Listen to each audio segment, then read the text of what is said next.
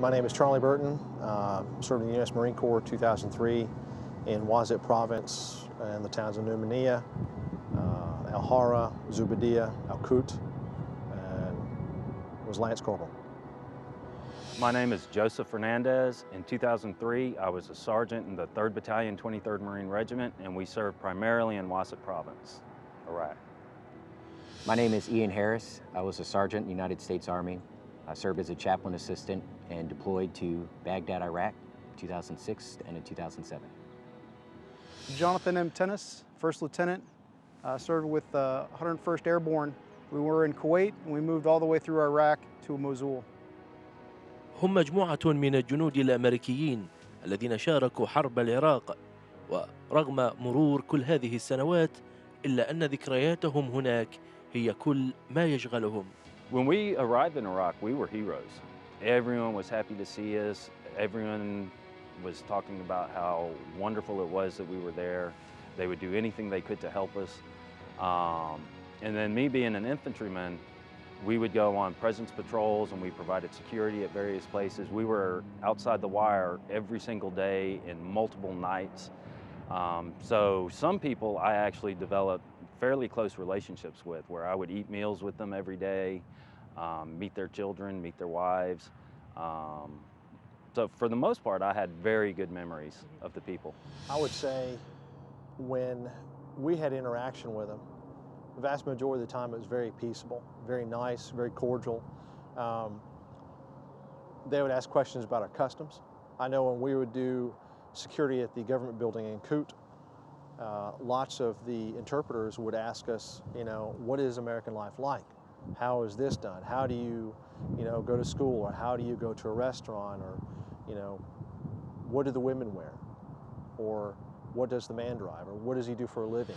The neighborhoods that we were kind of assigned to weren't exactly safe. You drive around, you're getting shot at. And by the time we left, we're seeing a little bit of the flip side of that, where the efforts from the surge of '07 and the ground we took and the people we were helping starting to take effect. And now instead of driving around in up-armored vehicles, we're walking through neighborhoods and talking to people. And we did, have pockets of resistance. The tank threat wasn't nearly what we thought it would be. I think from the previous Iraq war, the Iraqi army wasn't willing to go head-to-head with our tanks and our Apaches. So we did not see as much of that, but we saw a lot more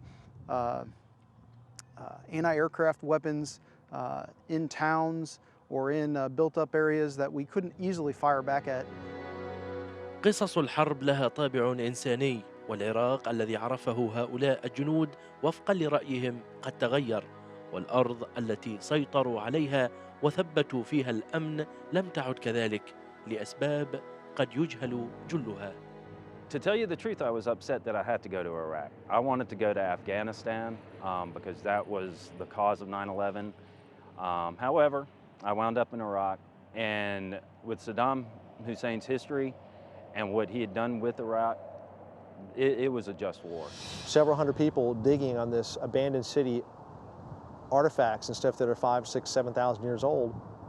And our task at that point was to help the Iraqi police to secure this dig site in the city and the artifacts and take these people into custody.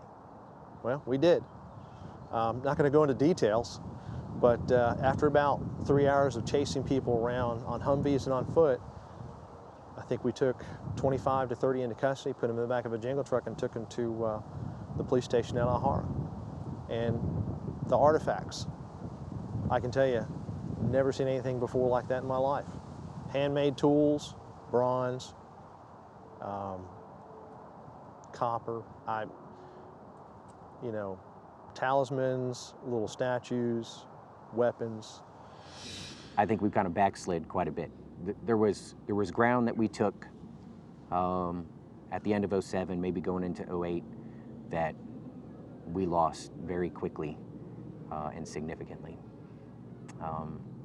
I didn't deploy after that, so I came back November of 2007.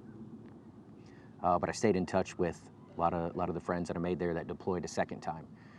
And by 2009, 2010, had some friends that were in the exact same area that we were in, and they just kind of sat around. They fixed their vehicles, they hung out, played video games, and didn't really do anything. And I asked them why, and it was because they couldn't go out on mission on their own unless they got very specific permission from the Iraqi government or whoever was in charge on the Iraqi side locally. You know, it's a difficult situation. I think we went in to begin with without really completely understanding. We kind of knew. We knew about the differences between the Shia and the Sunni, but we look at it through the lenses of America, where we all get together, you know, whether that's Catholic and Protestants or Muslims and Christians here in the United States. It's a very different paradigm. The family comes first there, then the tribe, and then maybe the country after that. لماذا نرى ما نرى اليوم في العراق؟ وكيف يمكن إعادة الأمن لبلاد طالت سنوات محنتها وفقا لمن خاض الحرب؟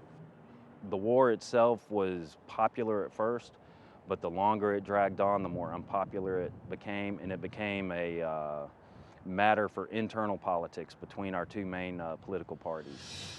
The more we question them, the more these politicians set hard dates of when we're going to pull out. And, you know, as a soldier, you can't help but think, well, we're not the only ones hearing this.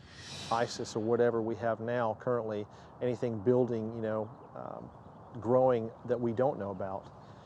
I think if we put the military back in there, send more troops, we have to commit to it. It's going to be one of those choices that the people of the United States has to be behind, because we've lost a lot of people already.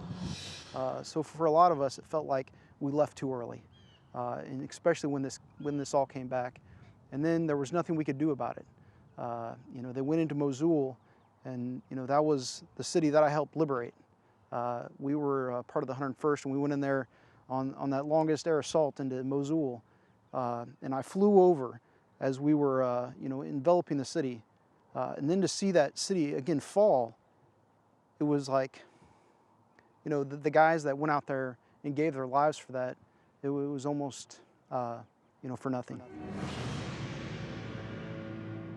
ذكريات الحرب تبدو غير متناهية بالنسبة لمن قابلناهم هنا. تلك الذكريات يصفونها وكأنها زلزال تستمر تردداته الاهتزازية لتؤثر على المشهد السياسي في هذه البلاد. علي زبيدي لبرنامج اليوم على الحرة، ألاباما.